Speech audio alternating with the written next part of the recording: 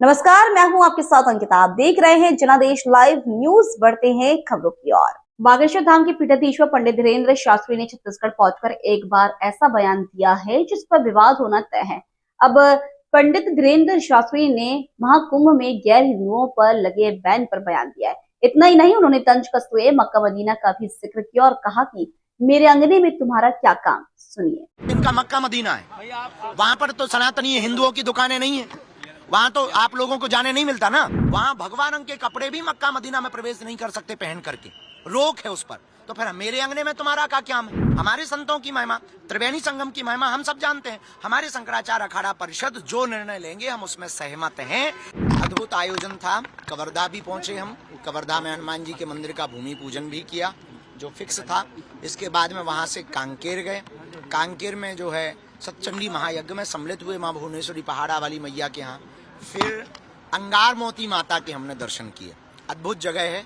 बहुत ही जल्दी बस्तर में धर्मांतरण को रोकने के लिए व सनातन के प्रति लोगों को जागरूक करने के लिए, एकजुट करने के लिए, हिंदुत्व को जगाने के लिए हम बहुत ही जल्दी बस्तर में आएंगे ताकि मानवता पर कार्य किया जा सके, शिक्षा पर कार्य किया जा सके और हर हाल में यह हमारा छत्तीसगढ़ समृद्ध होवे, ऐसी प्रार्थना के लिए हम। छत्तीसगढ़ में धर्मांतरण हो रहा है, इसका मतलब आपको लग रहा है?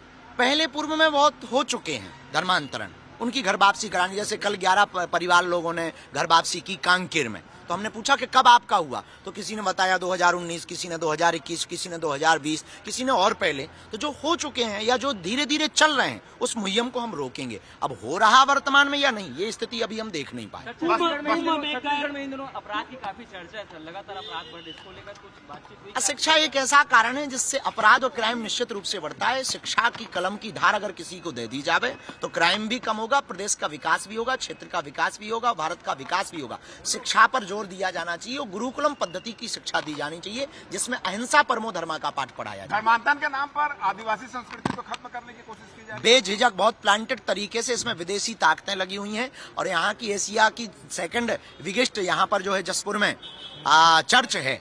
तो उन लोगों के द्वारा अभी एक मानव श्रृंखला भी बनाई गई थी, बहुत बड़ी मानव श्रृंखला के बारे में हमको जानकारी लगी।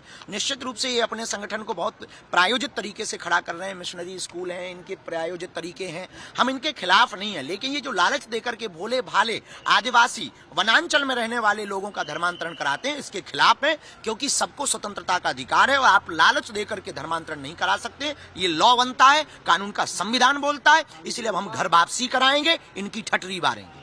कुंभ में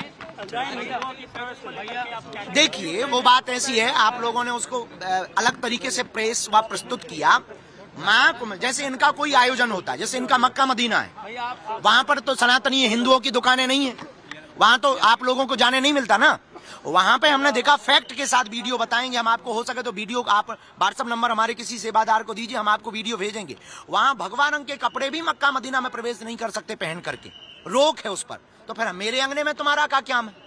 भाई हमारे सनातन धर्म का महाकुंभ, हमारे संतों की महिमा, त्रिवेणी संगम की महिमा हम सब जानते हैं। हमारे शंकराचार्य अखाड़ा परिषद जो निर्णय लेंगे हम उसमें सहमत हैं। अगर वो ये रोक लगा रहे हैं तो ये सही है। हम मुसलमानों के खिलाफ नहीं हैं। हम केवल अमानवीय कृत्य, थूक कांड करने वाले, पेशाब कांड करने वालों के खिलाफ फतवा जारी नहीं हुआ, इस दोहरी मानसिकता के खिलाफ हैं। फिलहाल इस बुलेटिन में इतना ही। आप देखते रहिए जनादेश लाइव न्यूज।